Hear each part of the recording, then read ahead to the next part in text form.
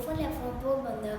Today my project name is Maze Solver. So I have made Maze Solver robot from EV3 Mindstorm kit. In this model I have used one medium motor, two large motors and one ultrasonic sensor. This medium motor is used to move the ultrasonic sensor. This ultrasonic sensor is used to detect objects, and these two large motors are used to move the robot. This is my maze. This is entry and there is exit.